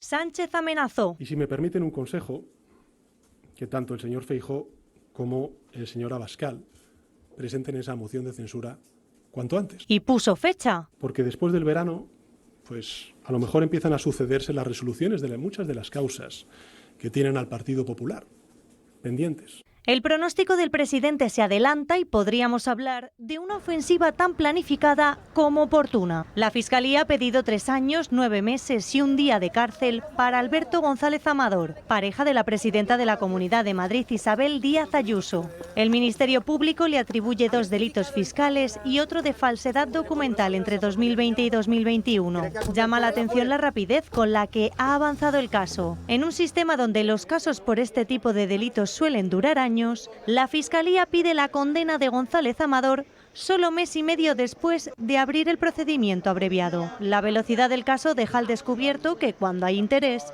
la justicia puede moverse muy deprisa e incluso coincidir en el tiempo con otra imputación de interés para el Gobierno de España, como la del exministro de Hacienda del Partido Popular, Cristóbal Montoro, por presuntamente favorecer a compañías de gases industriales y medicinales. El juez al frente ha decidido levantar el secreto de sumario del caso que se inició hace 7 años. Ahora, ¿dónde están las elecciones del Partido Popular cuando conocemos otro caso más gravísimo de los gobiernos del PP? ¿Confío en la justicia? La causa afecta a toda la cúpula del Ministerio de Hacienda durante el gobierno de Rajoy, con un total de 28 personas y 7 entidades implicadas. Tras su imputación, el exministro de Hacienda se ha dado de baja de militancia del Partido Popular. Bueno, así que ya los socialistas ya los han visto con la pandereta, dándole la pandereta todo el día, encantado de haberse conocido. El otro no tiene club de fans dentro del PP, aunque algunos le vieron en el último congreso, por ahí deambular. Algún amigo tiene, pero enemigos, yo creo que tiene más incluso enemigos en el PP que en el PSOE. Fíjate tú lo que son las cosas. La enjundia del asunto, porque las cosas hay que tratarlas siempre con el mismo rigor. Afecten a uno del PP que fue ministro con Aznar o con Rajoy, o afecten a uno que, pues, sin que sea Santo Cerdán carretillero en Milagro Navarra, da igual. Cosas que llaman la atención del caso de corrupción que ha estallado y que afecta a Cristóbal Montoro. Como todos los casos de corrupción, si la Fiscalía quiere, tendrá un problema. Eso está claro. Pero este arranca con una denuncia anónima, cosa que no es ni medio normal, en un juzgado de Tarragona. Tampoco Tarragona puede decirse que sea Chicago, ¿no? Bien, que lleva 8 años metido en el cajón del juez. Hombre, eso tampoco es nuevo, ¿eh? Hay más casos. El de hidrocarburos lleva 4 en la de un juez de la Audiencia Nacional. Bueno, pero hombre, 8, que salga ahora cuando Pedro lanza sus amenazas. Tercero, el beneficiario, el supuesto beneficiario de la principal de las corruptelas, que hay varias, es no una empresa, no un empresario. Que hubiera entendido si alguien hubiera dicho: este dio la amnistía fiscal a fulanito y fulanito era su íntimo socio, amigo o conmilitón. Pues penalti y expulsión. Pero le da las ventajas contratadas en un despacho, buffet, lobby, no sé cómo llamarlo, equipo económico, se las da a una asociación de industriales del oxígeno medicinal, fundamentalmente. Es decir, hombre, no digo yo que no se pueda corromper la asociación, pero lo de la corrupción siempre es algo muy íntimo, ¿eh? Siempre es algo que va cara a cara, no con las asociaciones se lleva mal. Tiene pinta de ser el trabajo lobby. ¿Es legítimo hacer trabajo lobby cuando uno es ministro, cuando lo ha sido, o utilizando a su tropa? Ayer, por ejemplo, se cargaban a uno que hace mucho tiempo tenía que ver con Montoro en esa tropa de equipo económico, que le han cortado el cuello, pero sin la izquierda no pestañea, no hace ni juicio. ¡Fuaca! Le han cortado el cuello y fuera. Y eso que era un funcionario que ocupaba una categoría pues, importante en Hacienda, pero no era ningún cargo político. Le han cortado el cuello, pero la guillotina del doctor Guillotin, pero montada en Hacienda. Y eso que estaba desaparecida la ministra, que estaba después de lo de la financiación especial para Cataluña, se desapareció, pero ya ha llegado, ya ha cortado un cuello, ya ha hecho declaraciones, vuelve a ser la gran Marisú. José María Sánchez. Montoro fue un pésimo ministro de Hacienda. Voy a dar un ejemplo de su línea socialdemócrata tonta, es decir, sin criterio y desconocedora de principios elementales de lo que es la tributación. Voy a dar un ejemplo. en el ITP, el impuesto de transmisiones patrimoniales, este señor, siendo ministro y jefe de gobierno Rajoy, introdujo una modificación que supuso la supresión de los abatimientos en el tratamiento de las plusvalías patrimoniales que se pueden hacer de la venta de un inmueble. Es decir, que el tiempo transcurrido entre la venta del inmueble, perdón, entre la compra de un inmueble y la venta, antes daba lugar a lo que se llaman los abatimientos, que era una cosa común en todas las fiscalidades europeas. El abatimiento en realidad responde a un concepto más amplio, que es el concepto de amortización. Es decir, un bien inmueble, pues durante 20, 30 años se deprecia. Se deprecia no porque en el mercado no valga más, sino porque pues la casa sufre una depreciación en relación a los materiales de construcción, en relación al uso de ciertos elementos de la casa, etc. Suprimidos los abatimientos. Pero no solamente es eso, es que además en el tratamiento de las plusvalías patrimoniales, que se imputan a renta, con un tipo fijo, según las cantidades de la transacción, no se actualiza el precio del dinero desde la reforma Montoro.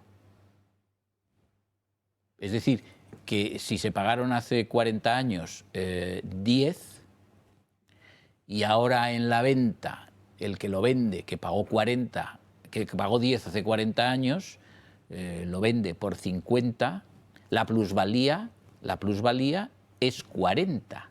Él no actualiza, o sea, en razón de esa reforma se impide que se actualice el precio del dinero, que 10 hace 40 años, a día de hoy a lo mejor eran 20 o 30, y por lo tanto reduciría la plusvalía. Bueno, este es un ejemplo de sus ideas. Lo he sufrido personalmente, lo he sufrido. Claro, pero vamos, he puesto este ejemplo como podría poner otros. Es un señor sin criterio. Hace ya muchos años, muchos, tantos como 30, un colega universitario, catedrático de la misma disciplina que Montoro, y que alguna vez ha venido a este programa y a esta casa, me dijo, hace más de 30 años, o sea, en tiempo no sospechoso, que se dice en términos judiciales, me dijo, bueno, he sabido que en mi disciplina académica Montoro es el catedrático más torpe de todo el escalafón. Dijo, esto lo sabe todo el mundo. Bueno, algo parecido escuché en una ocasión, también en el mundo universitario, de Mario Monti como catedrático de Economía. Parece ser que el maestro de Mario Monti, absolutamente desesperado, cuando era lo que se llamaba en las universidades italianas asistente, que en las españolas se llamaba ayudante, absolutamente desesperado, pero no atreviéndose a echarlo del departamento, le decía que fuera a la biblioteca a ordenar los libros y a quitarles el polvo, ¿no? Bueno, luego fue primer ministro y comisario europeo, en fin, todas estas cosas. Pero vamos, un subproducto de la Unión Europea, pasado por un subproducto transalpino de la Unión Europea. Y este tipo de gente, bueno, pues se encarama a estos cargos tan importantes como puede ser el Ministerio de Hacienda o de Finanzas. ¿Por qué? Bueno, porque a los partidos, claro, vamos a ver, el Partido Popular, si dispone de 30 catedráticos de la especialidad del señor Montoro, Economía Política y Hacienda Pública, Derecho Tributario, y puede elegir, es indudable que elige al más tonto de todos. Pero lo mismo haría el Partido Socialista. Es decir, los partidos no quieren a personas que destaquen, no sea que a lo mejor, si son ministros, pues se desmanden y hagan algo que no es del agrado del jefe de gobierno de turno, que probablemente ha llegado a ese cargo por criterios parecidos, es decir, inversamente proporcionales a su capacidad intelectual, su experiencia, etcétera, etcétera, etcétera. Esto ya termino. Es como la película aquella inglesa House of Cards, ¿no? Que en un momento dado se descubre que el banco aquel inglés está en una tarde, un directivo medio del banco descubre que el banco está en una situación objetiva desde el punto de vista contable de quiebra.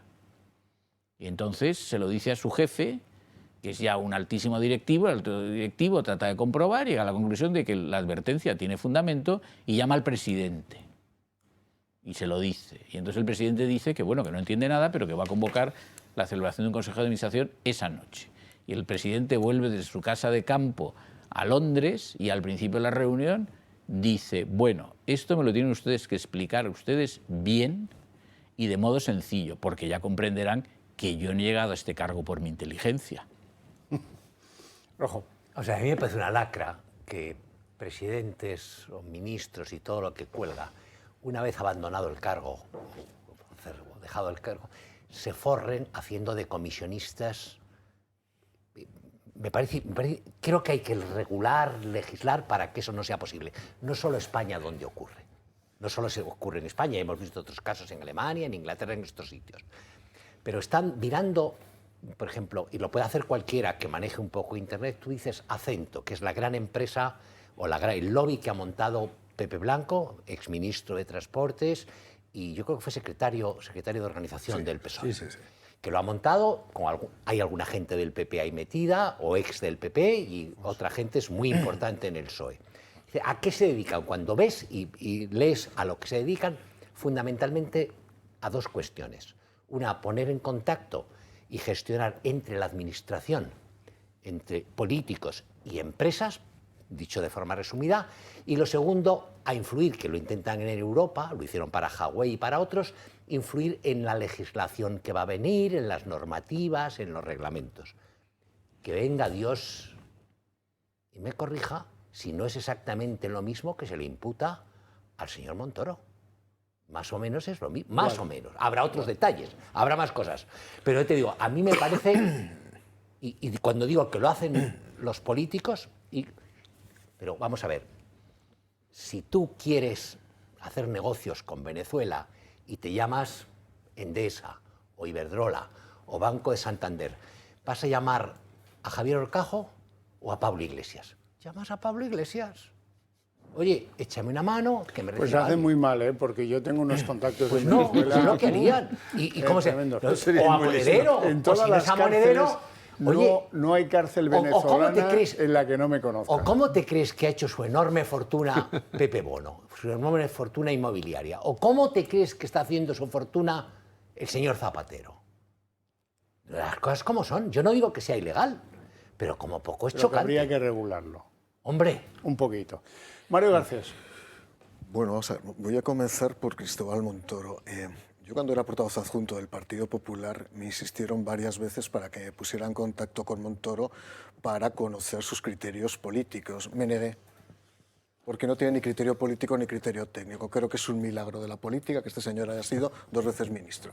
Me negué radicalmente, digo, es que no me puede aportar nada. Y es más, y lo digo aquí, temo que me pida un favor. Temo que me pida un favor. Y entonces yo a partir de ahí no entro en este juego. Y lo digo así de claro.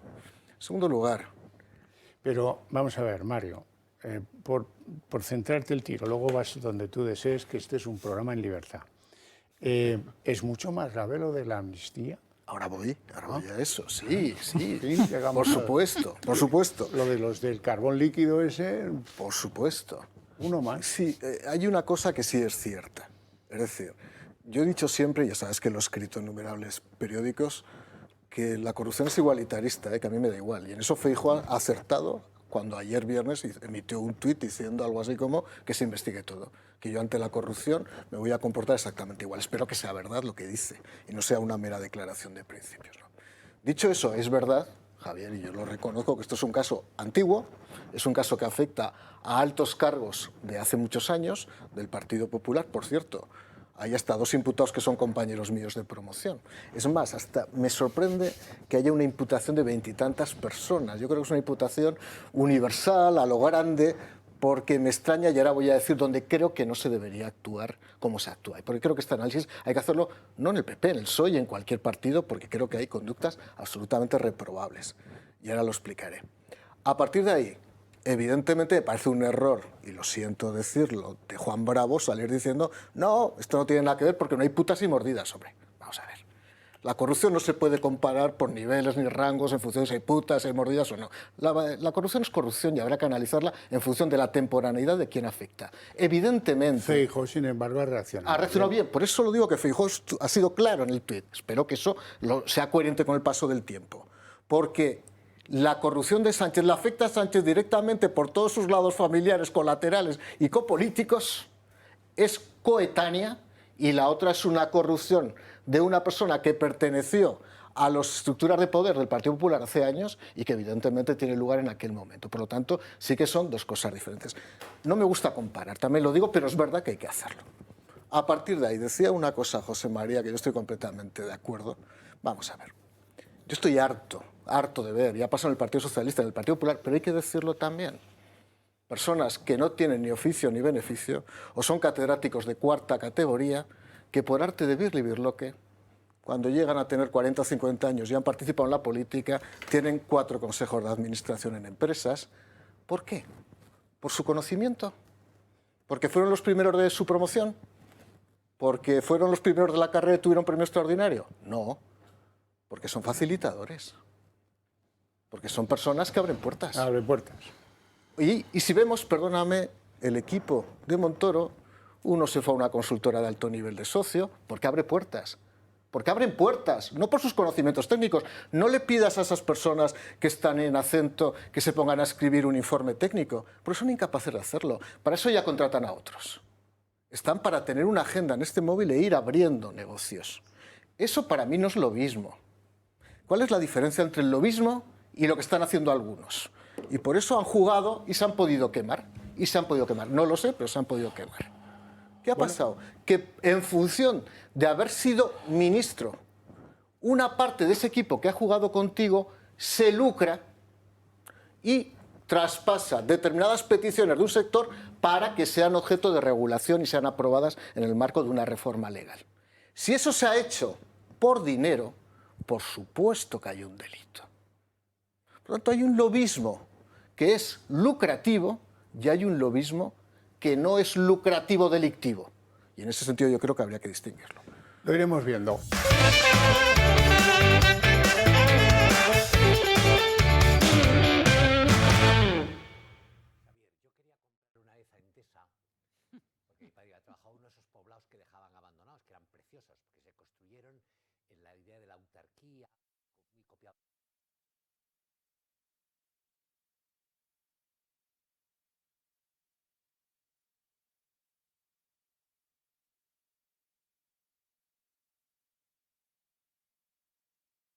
Gestionando las cosas, la fundación, era Martín Villa, que ya está muy mayor. Y estoy comiendo con unos y dije, oye, me voy a ver a Martín Villa, que tengo que conseguir que me arreglen pues un poblado de estos. Cuando era presidente de Endesa. Línea de internet.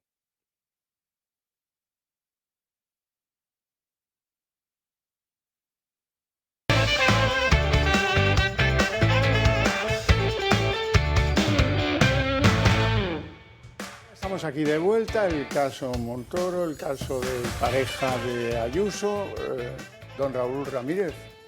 Pues bueno, a estas alturas ya de la noche, pues vamos a intentar. A mí me ha hecho, compañero José María, ha hecho una cosa que espero que, bueno, que creo que es cierta, pero espero que cambie, ¿no? Sobre todo también por el interés propio tuyo, ¿no? De que los partidos cuando llegan al gobierno se rodean de gente con poco talento. Yo te he considero talentoso, espero que tu partido no siga por esa vía, pero es verdad que al final lo que estamos hablando es la meritocracia, ¿no? Yo hacerte, Mario, un matiz. Hablabas del lobby bueno y del lobby malo, o del lobby con tentación o el lobby profesional.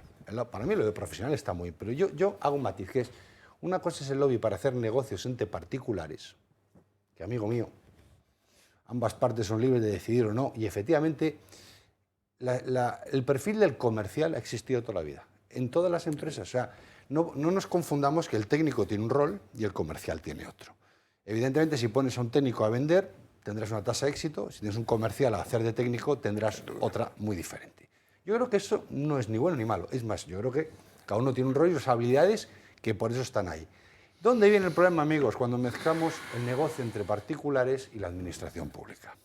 Ahí es donde empezamos a tener las líneas rojas. Y sobre todo cuando quien hace esos lobbies o quien fomenta esos negocios en principio o facilidades carecen de transparencia, se utiliza información privilegiada o se hace en beneficio particular. ¿Qué es donde tenemos las líneas? Yo estoy totalmente de acuerdo cuando decía Alfonso de que tenemos que redibujar la figura del político y su futuro. Es decir, esto de las puertas giratorias no solamente se produce cuando acaban su trayectoria política, y hay gente que no, evidentemente. También cuando hace su carrera. El presidente nuestro del gobierno actual, vosotros me diréis qué pintaba como consejero de Caja Madrid, con sus conocimientos o financieros o inmobiliarios. Carece de ambos dos, de manera pública, ¿no? Entonces, a mí no, lo que tenemos que regular en es... eso pecaron Felipe y Aznar. Bueno, y Blesa. Recordarle que él fue un crítico con Blesa cuando Blesa le dio a él la famosa casita de Marras, está concedida con un préstamo que ni a ti ni a mí nos iban a dar hipotecario en la vida. Son préstamos prioritarios que se entregan en función de los criterios que decidía Caja Madrid, cosa que luego criticaba, lo recibía pero lo criticaba. Pero bueno, vamos a no descarrilar del argumento inicial. Es decir, lo que hay que regular, efectivamente, eso es la transparencia con la información que se utiliza del Estado y el futuro profesional del político. Es decir, es evidente que tanto la corrupción es transversal, la hay en el PP, la hay en el Partido Socialista de manera muy notoria también, y probablemente sea muy difícil de atajar mientras no cortemos las vías de la tentación. Porque al final las tentaciones, y el otro día hablaba Mario, que está en este programa conmigo, estoy hablando de las concesiones de obra pública como un elemento tentador, y explicabas muy bien. Yo decía, es que no solamente está en eso. La promoción en la vía judicial ahora mismo pues tiene otras tentaciones. Si me doblo la cabeza y la chepa ante un fiscal general, pues igual tengo una progresión. Si no lo hago, no. Si soy juez y le bailo el agua al fiscal en cierto punto, porque me dice que no saque del cajón el informe de hace 8 años, pues igual me da un buen destino y si no, no. Es decir, y al final, cuando acaba todo esto, dices, oye, al final, ¿qué has hecho? Una red clientelar cuando estabas en la política. No has ido a servir al ciudadano, sino que has ido a preparar tu red clientelar que luego vas a utilizar. ¿Qué tenemos que enfocar? Dice, amigo mío, pues me parece muy bien que usted coja un know-how, por supuesto, por su Secretaría de Estado, por su ministerio, por su departamento técnico. Cuando acabe su función pública, pues tendrá que elegir entre trabajar entre particulares renunciando a ciertas cosas o bien tener una auditoría totalmente transparente en la gestión de sus funciones como asesor o como lobby. ¿Qué ocurre? Que ahora tiene impunidad y efectivamente la política desaparece. Los que antes eran enemigos aférrimos que en estas mesas se han estado debatiendo, qué malo eres tú, bueno soy yo, luego son socios de proyecto, porque la mantequilla es libre para todos. Por tanto, yo creo que es un tema que no está ni en el PSOE ni en el PP, está en todos y que hay que meterle mano tarde o temprano. Me llama enormemente la atención que esto de Montoro es un caso de corrupción, le imputan tráfico de influencias. Sin embargo, los reproches no vienen por ese terreno, vienen por lo arbitrario de sus decisiones. Cuando amenaza a un periodista y le dice, tengo la agencia tributaria a mi disposición, pequeñín, por ejemplo. Pues es lógico que Rodrigo Rato esté cabreado con Montoro y ahora esté, supongo que abriendo botellas de champán, porque algo le perjudicó. Esperanza Aguirre dice que no tiene ninguna duda de que la fuga de datos de su renta fue autorizada, guiada, conducida por Cristóbal Montoro. Otros reproches que aún no le han hecho, pero que sí se los voy a hacer, pues, conducirse en la política de manera temeraria. Por ejemplo, darle un aviso a Juan Carlos Monedero cuando llega aquí con un maletín y 5 millones de dólares que hiciera que regularizara el día de antes de que se conociera que llegaron los de Podemos con esa pasta. ¿El auge de Podemos le interesaba al PP? Obviamente sí. Pues chicos, me parece que todo eso no son... Ahora, de todo eso se va a tener que hablar ahora y mucho, porque este petardazo desde Tarragona, 8 años de silencio en un cajón, hijo de una denuncia anónima, pues lo requiere. No, y dos cosas más, y que hable José Manuel Soria, que hable Margallo, que fue objeto de 3 inspecciones, y un matiz en la época de Montoro, y un matiz siendo miembros del mismo gobierno. Estoy absolutamente convencido que Montoro no actuaba solo, que cuando esas inspecciones las decretaba, alguien lo sabía. O las decidía. O las decidía, sin más. Sí, sí. José María. Pues por volver a este asunto de Montoro, sobre el que ya he dicho antes que yo tengo una pésima opinión, pero no por su condición moral, sino por su disparatada gestión de la hacienda pública y responsable del reglamento tributario español durante el tiempo que fue ministro, que fue antes de ser ministro secretario de Estado, no lo olvidemos, secretario de Estado de Economía cuando era ministro de Economía y Hacienda, Rodrigo Rato, en los años 96 a 2000, ¿no? Vamos a ver, lo de la instrucción 8 años, una causa criminal de estas características, es rarísimo, como tú has destacado bien. 8 años, no sé cuál pueda ser la complejidad de un asunto de estas características que le requieran al instructor 8 años, pero parece ser que efectivamente dura 8 años. Esto es raro y por lo tanto desprende un mal olor, pero bueno, los hechos son los hechos y son los que son objeto de investigación. Luego, en cuanto a la condición de lobista, de comisionista, creo que hemos mezclado un poco todo, me da la impresión. Si yo he entendido bien lo que he leído, al final, en términos no penales, el reproche que se le haría a Montoro sería el de que ha actuado como un lobista. ¿Es eso? Digo, si he leído bien, porque ese tipo de noticias que me resultan estomagantes y por lo tanto las leo deprisa, ¿no? Vamos a ver, tú te preguntabas antes si es legítimo que alguien en ejercicio de un cargo público al tiempo sea lobista. Bueno, esto no creo, supongo que la pregunta sería retórica, ¿sabía? O sea, no es posible ser ministro y hacer lobbying. Esto es totalmente ilegítimo. Eso está claro. Lo que Bueno, pasa eso no es posible y en España además sería delito. Sí hay ciertas actuaciones que se puedan calificar como tales, pero esto me parece clarísimo. Luego está la cuestión del comisionista, es decir, el que cobra comisiones, bueno, porque tiene una intervención, acaso simplemente de abridor de puertas, de presentador de personas, de introductor, o algo más, una gestión de corredor, que es como se llama facilitador, el comisionista, una gestión que tenga algún contenido de naturaleza técnica, ¿no? Vamos a ver, no se puede ser, vuelvo al mismo razonamiento anterior respecto del lobista, no se puede ser comisionista al mismo tiempo que ministro. Esto me parece evidente, ¿no? Y luego está otra cuestión que abordaba Alfonso Rojo, es decir, ¿cómo es posible que todos estos señores, bueno, todos estos señores, vamos a decir los que responderían a este perfil Montoro en este momento personaje sospechoso por la información que se ha publicado acerca de él, ¿no? Que no es por lo demás nada nuevo, como Mario Garcés sabe mucho mejor que yo, ¿no? Estos señores actúan como comisionistas, pero no solo como comisionistas, sino que una vez que han expirado, concluido su mandato, cobran comisiones porque, como digo, abren puertas, presentan a personas, ponen en contacto a unos y a otros. Vamos a ver, esto ilícito no es. Ilícito no es. No, ilegal. No vamos a ponerle nombres a esto, ¿eh? Ilegal No vamos, ¿cómo? Ilícito no es. O sea, cobrar una comisión cuando ya no desempeña un cargo, ilícito no es. Y digo que no vamos a ponerles nombres a esto porque en España hay muchos. Es, yo diría, en términos de urbanidad, de pésimo gusto.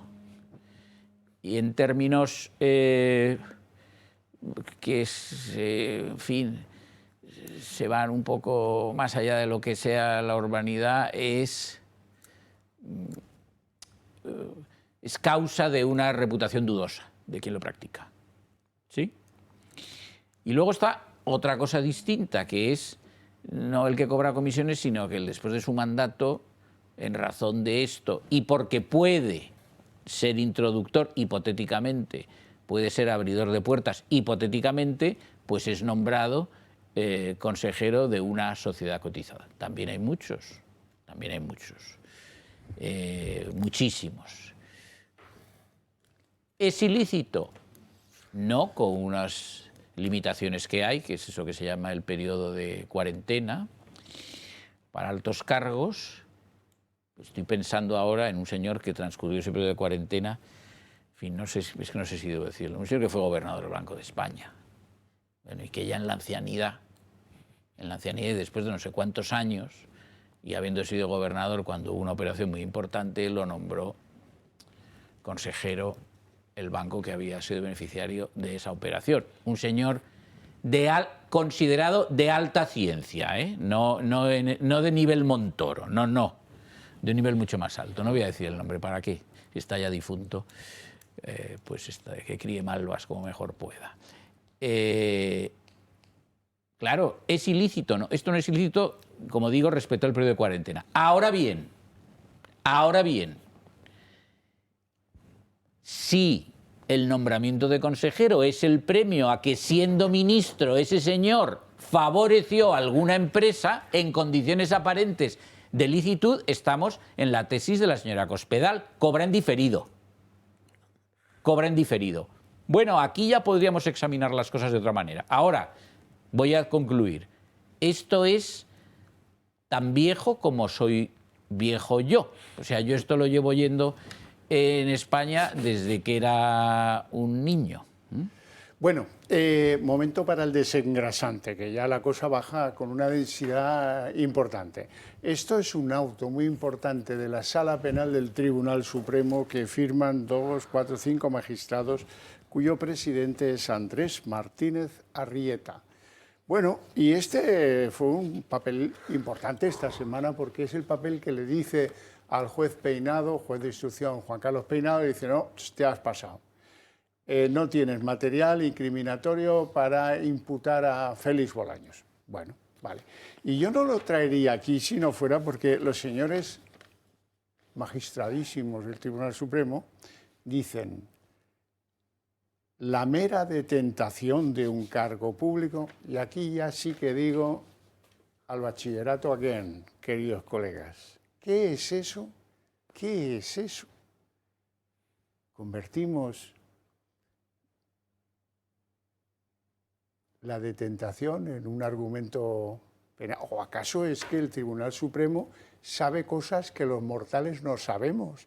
Que llegaron allí unos cosacos y pusieron a Félix Bolaños en un cargo donde ilegítimamente estuvo regalando. Ahora viene la señorita Cristina Álvarez, la vamos a poner al servicio de tal, luego pondremos a otro al servicio del hermano del violín. Chico, oye, un poquito de bachillerato nunca está mal.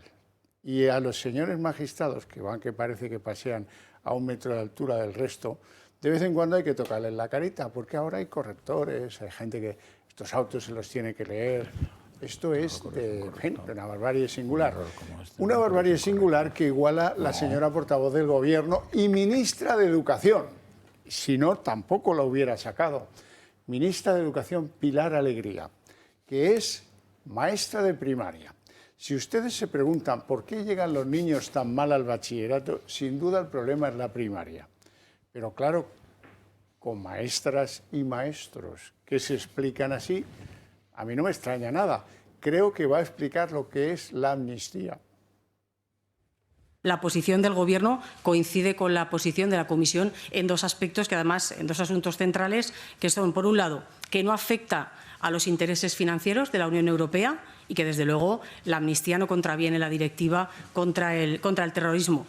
Por tanto, la Comisión, y además ustedes también, sobre la vulneración del interés general, tanto la propia Comisión de Venecia como el propio Tribunal Constitucional coinciden que la amnistía responde a un fin, que responde a un fin legítimo y que no se sostiene, como ustedes han podido también conocer. A ese punto los niños están con la regla ya atizándose, clavándose el compás, en fin, un desespero absoluto, porque si esa es la técnica de la señora, bueno, maestro tiene que saber explicarse, hacerse entender, hacerse comprender, desde luego suspende. Ministra de Educación, ¿cómo van ahí las cosas bien? Los magistrados no escriben, o escriben mal, que aún es peor. Y los que son maestros educadores se pierden por el campo cuando te quieren dar una explicación. Así no vamos bien. Menos mal que tenemos referentes morales, los que van a declarar al Senado y luego ante el juez y dicen lo mismo. ¿Sí? Eso es muy valioso. Gente que tiene, que sabe lo que dice, da la sensación de que debe tener hasta convicción moral de lo que dice.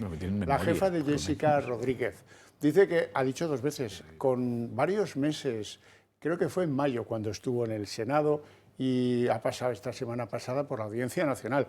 Y en los dos sitios ha contado lo mismo. A mí me dijeron que aunque la sobrina novia de Ábalos, que me enchufaron en Traxatec, no fichara, yo no la podía putear. Y si veía a alguno que le decía algo, le reprochaba algo, que lo mandase a Soria. O lejos, muy lejos. Vamos a verla. Continúa en la Audiencia Nacional la investigación sobre la supuesta contratación irregular de Jessica Rodríguez en 2 empresas públicas. La última persona en declarar ante el juez ha sido Virginia Barbancho, la que fuera jefa de Jessica en Traxatec. Barbancho ha asegurado que la joven no fichaba y que tampoco rellenaba su parte horario, algo que trasladó a sus superiores. Pero desde la presidencia de Adif, entonces en manos de Isabel Pardo de Vera, le pidieron que hiciera la vista gorda y que trasladara al resto de empleados que dejaran de acosarla. También ha asegurado que el currículum de Jessica se lo dio a Ignacio Zaldívar, subdirector de gestión administrativa de Adif, y que este puntualizó que era sobrina del ministro, algo que Barbancho anotó porque, según ella, le parecía relevante. Barbancho también ha dicho que no conoce a Koldo García y ha negado que su hermano Joseba trabajase en Traxatec, algo que no concuerda con uno de los informes de la UCO, que señala que Joseba se encargó cada mes de rellenar los partes de trabajo de Jessica. Esta es la segunda vez que Barbancho declara por este caso. Ya lo hizo el pasado mes de mayo en la Comisión de Investigación del Senado y allí aseguró lo mismo que ahora ha asegurado ante el juez. Que yo hice lo que pude, ¿eh? Yo detecto una irregularidad, empiezo a ver que la trabajadora no ficha, empiezo a ver que se me escaquea y que no tengo control sobre ella, y se lo digo a mi gerente y no hace nada. Para colmo, el cliente lo que hace es decirme que la deje en paz. Me mandaron callar, hice las maletas y me fui. Jessica Rodríguez fue durante años la pareja del exministro José Luis Ábalos y, como consecuencia, enchufada en varias empresas públicas. Una de ellas Ineco y otra Traxatec. La joven está siendo una de las investigadas por el caso Koldo y en su declaración en el Supremo afirmó que cobró de ambas empresas públicas, pero que nunca fue a trabajar. Me quito el sombrero ante la señora Barbancho. Muchas veces yo aquí critico a los funcionarios porque callan, porque no sé qué, pero esta señora dijo, me voy, ahí os quedáis, porque le obligaban a hacer cosas que no entraban en su cabeza de funcionaria y de rigor. Si no, que se escaquea, ¿cómo se va a escaquear? A ver, que venga. Ah, que te has metido con ella, que la estás acosando. Bueno, pues es un motivo de ánimo para todos. Hay funcionarios que funcionan y que dan la cara cuando vienen los problemas. Luego lo que lamento es que le costara el cargo, porque seguramente es de los que más se lo merecieron, ¿no? Bueno, a instancias de uno de los tertulianos que hay aquí, vamos a hablar de un país que toma medidas ante lo que es un desastre absoluto y de otros que no las toman. Yo no tengo ninguna fe de que estas medidas prosperen, porque me conozco al francés de base. El francés de base es discutidor, pesado. Acuérdense de lo de los chalecos amarillos, por subir 10 céntimos el diésel.